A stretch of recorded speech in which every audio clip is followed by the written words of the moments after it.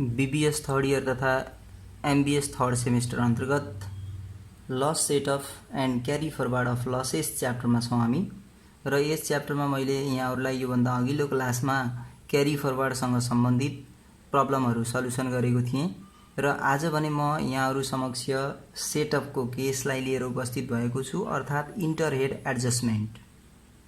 आन्तरिक शीर्षकबाट नै लसको समायोजन। अब आन्तरिक शीर्षकबाट लसको समायोजनसँग सम्बन्धित केही रुलहरू हामी अघिल्लो क्लासहरूमा सुरुमा यो च्याप्टर स्टार्ट गर्ने बेलामा सुरुमा नोट्समा पनि लेखेका थियौँ र खास गरी यो त्यो रुल अनुसार के हुन्छ भने बिजनेससँग सम्बन्धित लस छ भने उक्त लसलाई हामी business as well as investment दुईटै शीर्षकबाट भएको इन्कमबाट सेटअप गर्न सकिन्छ। तर इन्भेस्टमेन्ट अन्तर्गत इन्भेस्टमेन्ट गर्दा भएको लस छ भने त्यसलाई हामी इन्भेस्टमेन्टकै इन्कमबाट मात्रै सेटअप गर्न सकिन्छ भन्ने यो दुईवटा मेन रुलहरू हुन्। र सँगसँगै अझ हामीले सम्झिनुपर्ने कुरा के छ भने बिजनेस तर डोमेस्टिक बिजनेस हो भने डोमेस्टिक बिजनेस रन गर्दा भएको लस छ भने त्यस्तो लसलाई हामी के गर्नुपर्छ त भन्दा global income and any source.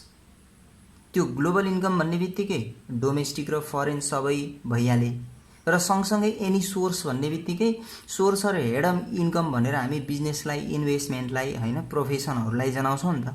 तसर्थ जति पनि इन्कमका स्रोतहरू छन् सबैबाट हामी बिजनेस लसलाई चाहिँ सेटअप गर्न सकिन्छ। अब यो त भर्खर कुरा के को हुँदै थियो भने डोमेस्टिक बिजनेसको कुरा थियो। त्यस्तै फरेन कन्ट्रीको बिजनेस लस छ भने त्यति बेला हामी जुन कन्ट्रीमा बिजनेस गर्दा लस भएको सेम कन्ट्रीबाट अन भएको business as well as investment इन्कमबाट हामी के गर्न पाउँछौँ त भन्दा त्यो फरेन बिजनेस लसलाई सेटअप गर्न पाउँछौँ।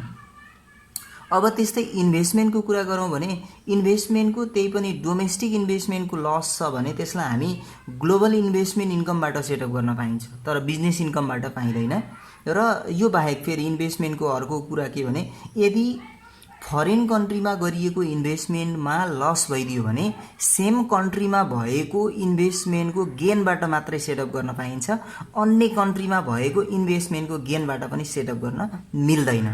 त्यो पनि हामी विचार गर्नु पर्यो। अनि यही रुल अनुसार हामी चाहिँ इन्टरहेड एडजस्टमेन्टसँग सम्बन्धित प्रब्लमहरू सल्युसन गर्नेछौँ। यसै इन्टरहेड एडजस्टमेन्ट अफ लसेससँग सम्बन्धित आज मैले एउटा क्वेसन लिएको छु र उक्त क्वेसनको सल्युसन चाहिँ मैले आजको क्लासमा यहाँहरूलाई प्रस्तुत गर्नेछु। यो क्वेसन अनुसार following are the operating results of various transactions of a tax payer during the previous year भनेर अघिल्लो वर्षको एउटा ट्याक्स पेयरको चाहिँ के दिएको छ त भन्दा इन्फर्मेसनहरू दिएको छ। You are required to prepare a statement showing inter-head adjustment of losses. Also provide explanation wherever necessary भनेको छ। यदि हामीले चाहिँ कतै एक्सप्लेन गर्नुपर्ने छ भने त्यो एक्सप्लेन पनि गरिदिनु पर्यो। भन्नुको अर्थ के हो भने त्यो भर्खर हामी जुन मौखिक रूपमा भनेका कुराहरू छन् हैन, डोमेस्टिक बिजनेस लस हो भने ग्लोबल इन्कमबाट सेटअप गर्न पाइन्छ भन्ने यो मैले सुरुको क्लास यो क्लास स्टार्ट गर्ने बेलामा यो च्याप्टर स्टार्ट गर्ने बेलामा सुरुमा पनि लेखेको प्रोभिजन छ। त्यही नोटलाई त्यही प्रोभिजनलाई नै हामी यहाँ चाहिँ के गर्न सक्छौँ त भन्दा राख्नु हो। अब यो इन्फर्मेसन सँगसँगै हामीलाई के दियो भन्दा इन्कम फ्रम बिजनेस भनेको छ नेपालको दिएको छ। त्यस्तै इन्कम फ्रम इन्भेस्टमेन्ट भनेको छ नेपालमा इन्भेस्टमेन्ट गरेर अन भएको इन्कम दिएको छ। त्यस्तै इन्कम फ्रम बिजनेस भनेको छ र इन्डियामा भएको इन्कम दिएको छ हैन। तसर्थ मैले यहाँनिर के कुरालाई फोकस गरेको छु भने बिजनेसको इन्कम कुन कुन सोर्सबाट कुन कुन कन्ट्रीबाट अन भएको दिएको छ त यो कुरालाई हामीले यहाँ फोकस गर्नुपर्छ। जस्तो नेपाल र इन्डियाबाट बिजनेसको इन्कमहरू दिएको छ हैन। त्यस्तै इन्भेस्टमेन्टको कुरा गरौँ भने नेपाल, इन्डिया र भुटानको दिएको छ इन्फर्मेसन। तसर्थ मैले त्यही अनुसार नै के गरेको छु त भन्दा फर्मेट बनाएँ र सबभन्दा सुरुमा हामी लेखौँ इन्कम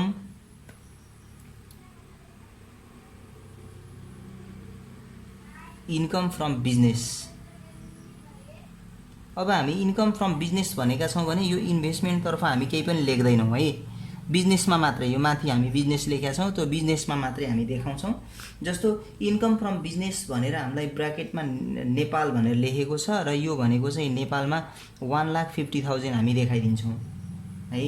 अनि त्यस्तै इन्कम फ्रम इन्भेस्टमेन्ट भनेको छ, त्यसलाई हामी पछि देखाउँला। अहिले बिजनेसको कुरा आइरहेछ, त्यही भएर बिजनेसमा हामी लेख्दैनौँ। त्यस्तै इन्कम फ्रम बिजनेस इन्डिया भनेर 1 लाख गिभन छ, त्यो 1 लाख हामी इन्डियाको सिधा लेख्छौँ। इन्कम फ्रम बिजनेस नेपालको 150 रहेछ र इन्डियाको चाहिँ 1 लाख गिभन रहेछ। अरू कहीँ पनि बिजनेसको इन्कमहरू दिएको छ भने त्यसलाई हामी समावेश गर्नुपर्छ, अरू छैन हैन। कहिलेकाहीँ हामीलाई क्वेसनमा के हुन्छ भने इन्कम फ्रम बिजनेस भनेर नेपालको दियो, सँगसँगै फेरि अदर इन्कम फ्रम बिजनेस वा इन्कम फ्रम अदर बिजनेस भनेर दियो भने पनि जुन कन्ट्रीको दिएको छ त्यही कन्ट्रीमा हामी थपिदिन्छौँ। अब यसरी हामी इन्कम फ्रम बिजनेस देखायौँ भने अब सँगसँगै फेरि इन्कम फ्रम इन्भेस्टमेन्टलाई पनि देखाउनुपर्छ। यहाँनिर मैले इन्कम फ्रम इन्भेस्टमेन्टलाई देखाएँ। अब इन्कम फ्रम इन्भेस्टमेन्ट भनेपछि बिजनेसतर्फ हामी केही पनि लेख्दैनौँ हैन, इन्भेस्टमेन्टतर्फ यहाँ लेख्नुपर्छ। जस्तो इन्कम फ्रम इन्भेस्टमेन्ट भनेर नेपालको 50,000 दिएको छ, यहाँ मैले 50,000 देखाएँ। अनि त्यसै गरेर इन्कम फ्रम इन्भेस्टमेन्ट भुटानको दिएको छ, इन्कम फ्रम इन्भेस्टमेन्ट भनेर 50,000 दिएको छ भुटानको, यो पनि मैले यहाँ लेखेँ। अब इन्डियाको इन्भेस्टमेन्टको कति दिएको छ, इन्कम फ्रम इन्भेस्टमेन्ट इन्डिया भनेर 30,000 मात्रै दिएको छ। इन्डियाबाट अन भएको इन्भेस्टमेन्टको इन्कम भनेको 30,000 मात्रै छ, त्यसलाई हामी देखायौँ। अब एउटा इन्भेस्टमेन्ट इन्डियाको छ, एउटा इन्भेस्टमेन्ट भुटानको छ र एउटा इन्भेस्टमेन्ट फेरि नेपालको छ। त्यो हामी सबै इन्कमहरू जे जे छ त्यसलाई चाहिँ हामी यहाँ देखायौँ। अब यहाँहरूलाई थाहा छँदैछ एसेसेबल इन्कम फ्रम बिजनेस र एसेसेबल इन्कम फ्रम इन्भेस्टमेन्ट दुईटैलाई हामी जोड्यौँ भने चाहिँ टोटल एसेसेबल इन्कम आउँछ हैन। तर यो टोटल एसेसेबल इन्कम आए पनि यसमा चाहिँ के गरेको छैन भने लसलाई सेटअप गरेको छैन। त्यो लसलाई हामी सेटअप गरेर बल्ल हामीले प्योर एसेसेबल इन्कम चाहिँ निकाल्छौँ। तसर्थ मैले यहाँ के गरिदिएँ भने यसलाई एसेसेबल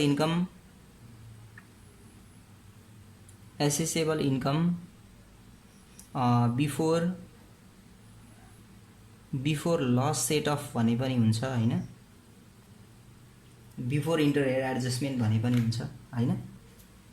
अब यसरी हामी before loss adjustment before loss setup भनेर लेखिसकेपछि यसलाई हामी जतिवटा इन्कमहरू छ आफ्नो आफ्नो कलममा देखाउँछौँ। यहाँ 150, यहाँनिर 1 लाख रहेछ, त्यस्तै यहाँ 50,000 छ, इन्डियाकोमा 30,000 र भुटानकोमा 50,000 छ। अहिलेसम्म हाम्रो अनरिकभर अनएडजस्टेड केही पनि छैन लसको कुरा। अब सँगसँगै हामी के गर्नु पर्यो भने एडजस्टमेन्ट लसलाई इन्टरहेड एडजस्टमेन्ट गर्नु पर्यो हैन। ल यहाँनिर मैले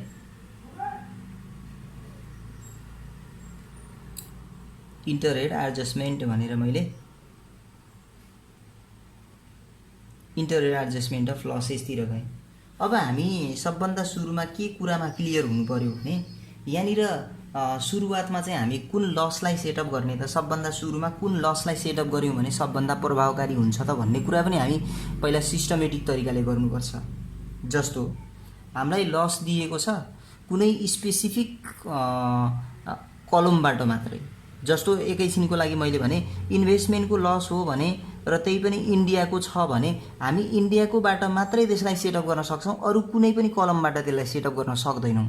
त्यसरी कुनै एउटा पर्टिकुलर कलमबाट मात्रै सेटअप गर्न सकिने लसहरूलाई पहिलो प्रायोरिटी दिएर हामी एडजस्टमेन्ट गर्नुपर्ने हुन्छ हैन, नत्र भने इन्टरहेड एडजस्टमेन्ट हुँदैन। जस्तो नेपालको लस रहेछ, नेपालको इन्भेस्टमेन्ट लस छ भनेर हामी के गरिदियौँ भने यो नेपालकोबाट चाहिँ 50,000 यहाँ सेटअप गरिदियौँ, इन्डियाकोबाट 30,000 गर्न पाइन्छ। किन भन्नुहुन्छ भने नेपालको इन्भेस्टमेन्ट लस छ भने त नेपालबाट, इन्डियाबाट, भुटानबाट जुनसुकै कन्ट्रीबाट इन्भेस्टमेन्ट गेनबाट चाहिँ सेटअप गर्न पाइन्छ। तर इन्डियाको लस भुटानको लस छ भने उनीहरूको के हुन्छ भने इन्डियाकै इन्कमबाट र भुटानकै इन्कमबाट मात्रै सेटअप गर्न पाइने हुनाले हामी यो दुईवटा कन्ट्री तर इन्भेस्टमेन्ट लसलाई चाहिँ पहिलो प्रायोरिटी दिएर एडजस्टमेन्ट गर्नुपर्ने हुन्छ। अब क्वेसनमा दिएको कुरालाई फोकस गरौँ। लस फ्रम इन्भेस्टमेन्ट भनेर इन्डिया दिएको छ, हामी त्यो लस फ्रम इन्भेस्टमेन्टलाई पहिलो प्रायोरिटी दियौँ भने गल्ती हुने चान्स चाहिँ कम हुन्छ है। त्यही भएर त्यो कुरालाई फोकस गरेर तपाईँहरूले एडजस्टमेन्ट गर्नु होला। पहिले अर्को लेख्यो भने गल्ती हुन्छ भन्न खोजे होइन है, पहिले अरू लेख्नुस् केही फरक पर्दैन। तर सेटअप गर्ने बेलामा एउटा मात्रै कलमबाट सेटअप हुने लसलाई पहिलो प्रायोरिटी दिएर सल्युसन गर्नुभयो भने इरर हुँदैन। अनि तसर्थ मैले यहाँ इन्टरहेड एडजस्टमेन्ट भनेर सबभन्दा सुरुमा लस फ्रम इन्भेस्टमेन्ट तर इन्डियाको अब इन्डियाको इन्भेस्टमेन्टको लस छ भने हामी इन्डियाकै इन्भेस्टमेन्ट गेनबाट मात्रै सेटअप गर्न सक्छौँ। तसर्थ हामी यहाँबाट कहीँबाट सेटअप गर्न सक्दैनौँ, इन्डियाकै इन्कमबाट मात्रै सेटअप गर्न पाइने हुनाले हामी कति लस छ त्यसलाई यहाँ हामी 30,000 मात्रै सेटअप गर्न पाउँछौँ। जस्तो इन्डियाबाट भएको लस भनेको 30,000 छ, इन्कम पनि 30,000 छ। त्यही भएर यो 30,000ले अब लस 30,000लाई हामी सजिलै रिकभर गर्छ, यहाँनिर हामी सेटअप गरिदियौँ। इन्डियाको जति पनि इन्भेस्टमेन्ट लस थियो त्यो चाहिँ इन्डियाकै इन्भेस्टमेन्ट गेनबाट रिकभर भयो भने भयो, भएन भने हामी त्यसलाई अनएडजस्टेड भनेर बाहिर राखिदिन्छौँ। अब त्यसै गरेर एउटा मात्रै कलमबाट सेटअप गर्न पाइने भने अब हामी भुटानको हेर्छौँ। अब भुटानको पनि लसलाई एकपल्ट विचार गर्नुपर्ने हो।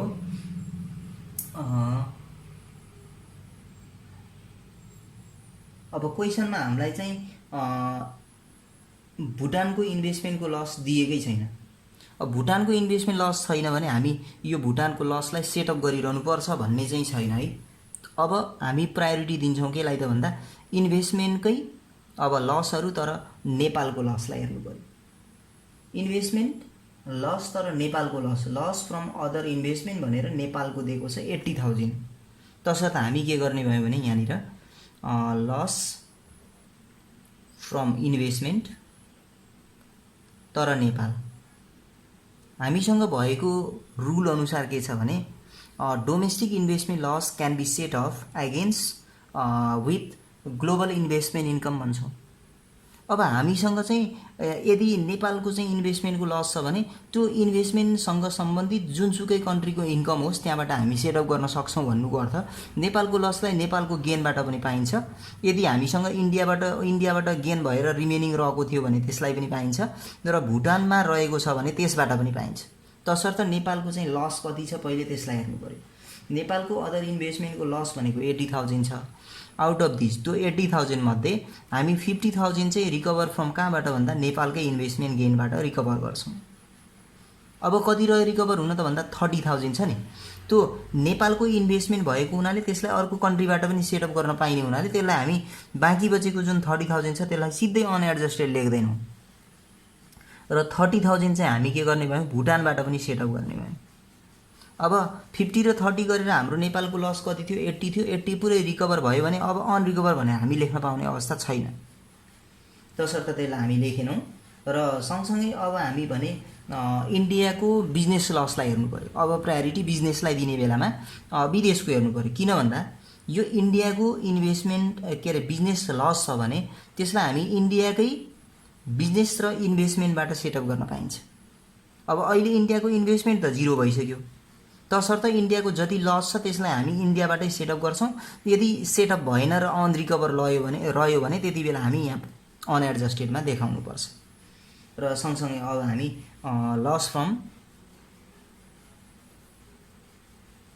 Loss from business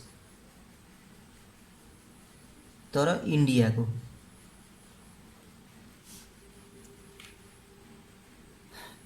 business loss छ भने त्यसलाई के गर्ने त त्यहाँ हेरौँ। जस्तो इन्डियाको लस भनेर कति दिएको छ भने लस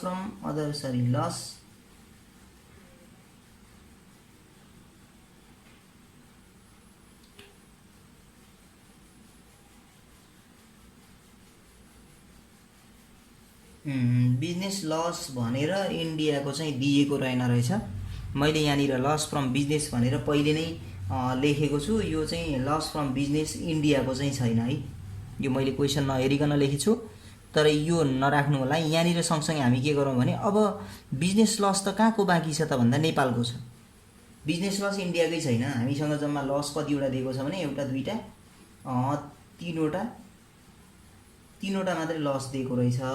हामी 2वटा लसलाई हामी रिकभर गऱ्यौँ। अब एउटा लस मात्रै छ, लस फ्रम बिजनेस इन नेपालको मात्रै बिजनेस लस छ। अब नेपालको लस छ भने पहिलो प्रायोरिटी त हामी नेपालकै इन्कमबाट दिनुपर्छ हैन। तसर्थ नेपालको बिजनेस लस कति छ त भन्दा 3,50,000 छ है। अब 3,50,000 नेपालको बिजनेस लस रहेछ। अब त्यो नेपालको बिजनेस लस 3,50,000 मध्ये 1,50,000 त हामी नेपालकै बिजनेसबाट रिकभर गर्छौँ पहिले। इन्टर हेड भन्नुको अर्थ के त भन्दा पहिलो प्रायोरिटी आफ्नै शीर्षकलाई दिनुस्, हैन। त्यसपछि मिल्छ भने मात्रै त्योभन्दा पछाडि हामी जान्छौँ, नत्र अब जस्तो नेपालको बिजनेस लस छ भने can be set off or adjusted with global income हैन फ्रम एनी सोर्स भनेको छौँ। यसको अर्थ त बिजनेसबाट पनि पाइन्छ, इन्भेस्टमेन्टबाट पनि पाइन्छ। तसर्थ हामी 3,50,000 मध्ये 1,50,000 नेपालको बिजनेस इन्कमबाट सेटअप गऱ्यौँ। अब 1 लाख फेरि इन्डियाको छ, त्यो इन्डियाको 1 लाख पनि यहाँबाट पनि सेटअप गर्छौँ। जम्मा कति सेटअप भयो भन्दा 2,50,000 मात्रै सेटअप भयो। अझै कति रह्यो भन्दा 1 लाख त टोटल रिमेनिङ छ। अब हामी के गरिदिने भयो भने नेपालमा 50,000 जुन इन्भेस्टमेन्ट थियो त्यो 50,000 सेटअप भयो, यहाँ हामीसँग केही पनि छैन। इन्डियाको यो इन्भेस्टमेन्टमा पनि केही पनि रिमेनिङ छैन। तर भुटानको के छ भने 50,000 मध्ये 30,000 हामी इन्भेस्टमेन्ट लसलाई सेटअप गऱ्यौँ, बाँकी 20,000 त प्रफिट छ नि। तर इन्भेस्टमेन्टको प्रफिटबाट पनि बिजनेसको लसलाई सेटअप गर्न पाइने हुनाले यहाँनिर हामी 20,000 के गरिदिन्छौँ त भन्दा सेटअप गरिदिन्छौँ। त्यो पनि डोमेस्टिक बिजनेस लस भएको हुनाले ग्लोबल इन्कमबाट सेटअप गर्न पाइने हुँदा हामी भुटानको इन्भेस्टमेन्ट गेनबाट पनि सेटअप गऱ्यौँ। तर के भइदियो भने 1,50,000, 1 लाख, 2,50,000, देन 20,000 गरेर 2,70,000 मात्रै हामी सेटअप गर्न सक्यौँ। अब 3,50,000 मध्ये कति रह्यो त भन्दा 80,000 त अझै अनएडजस्टेड छ। त्यो अनएडजस्टेडलाई यहाँनिर हामी 80,000 भनेर देखाउँछौँ। अब यो अनएडजस्टेड लसेस देखियो। अब हामी चाहिँ यो लसलाई सेटअप गऱ्यौँ। अब हामीसँग चाहिँ लस सेटअप गर्नुपर्ने अरू केही पनि बाँकी छैन। तसर्थ यसरी प्राप्त भएको इन्कम नै हाम्रो के हुन्छ त भन्दा एसेसेबल, नेट एसेसेबल इन्कम आउँछ।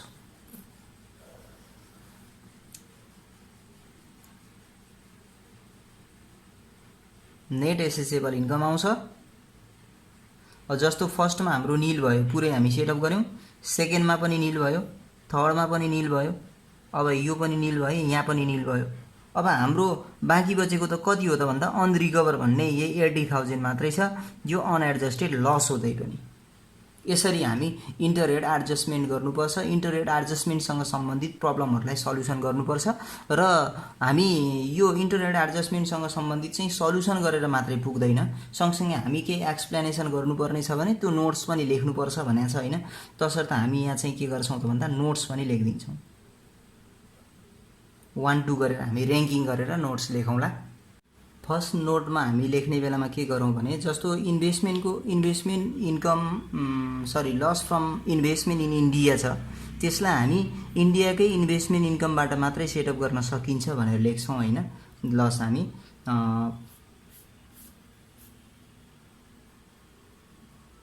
Loss from foreign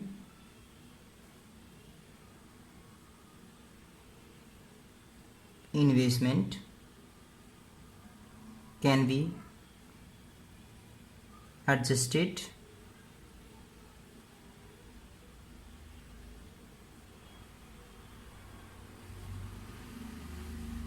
against with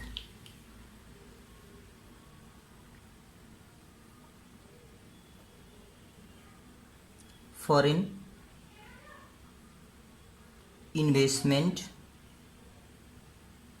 income of same country. जस्तो हाम्रो इन्डियाको इन्भेस्टमेन्ट लस छ भने त्यो अवस्थामा चाहिँ इन्डियाकै हाम्रो इन्भेस्टमेन्ट इन्कमबाट मात्रै हामी सेटअप गर्न सक्छौँ। त्यही भएर हामी के गर्यौँ भने इन्डियाको लसलाई हामी इन्डियाकै इन्कमबाट मात्रै, इन्भेस्टमेन्ट इन्कमबाट मात्रै सेटअप गरेका छौँ। त्यसपछि हाम्रो अर्को नोट्स लेख्नुपर्ने लस फ्रम इन्भेस्टमेन्ट नेपालको छ भने त्यसलाई के गर्ने त त्यहाँनिर जाउँ दोस्रो नोट्समा हैन। जस्तो loss from domestic investment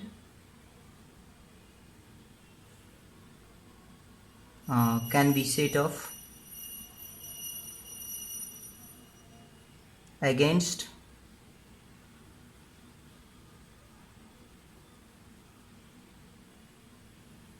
global investment income।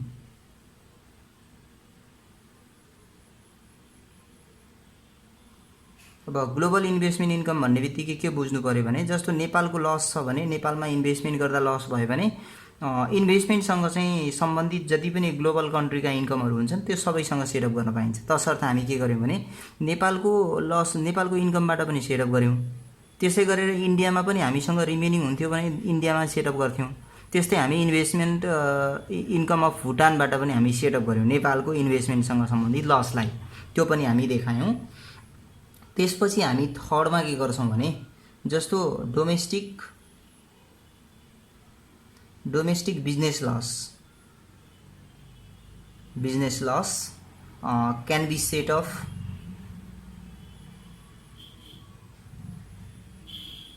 against global income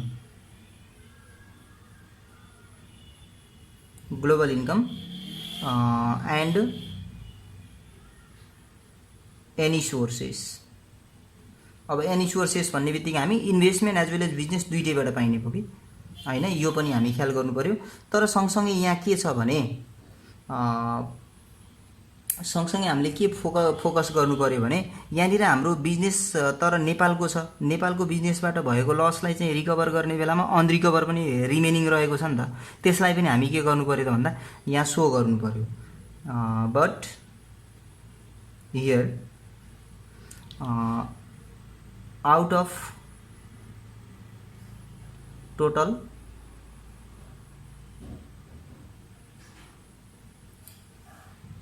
loss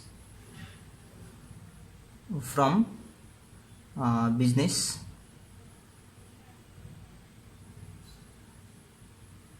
of Nepal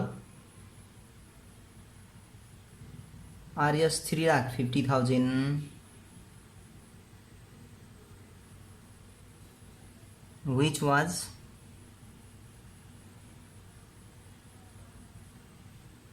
rupees 1,50,000 set off from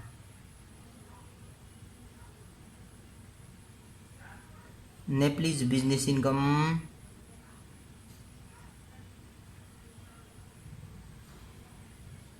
rupees 1 lakh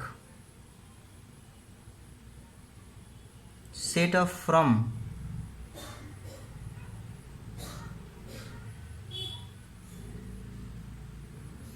Indian business income rupees 20,000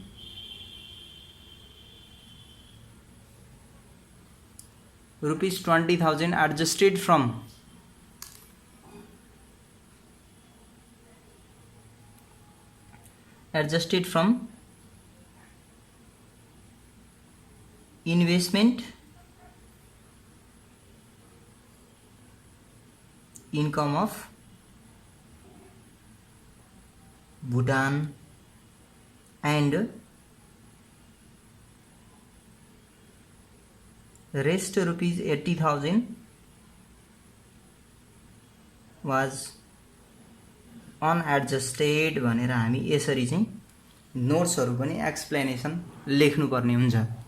र हुन्छ त मैले आजको क्लासमा यहाँहरूलाई इन्टरहेड एडजस्टमेन्टसँग सम्बन्धित प्रब्लम सल्युसन गरेँ र यस्तै किसिमको प्रब्लमहरू कुनै अप्ठ्यारो छ भने म उक्त अप्ठ्यारो प्रब्लम लिएर अर्को क्लासमा उपस्थित हुने नै छु। तबसम्मका लागि यहाँहरू समक्षबाट बिदा हुन्छु। हस्त नमस्ते।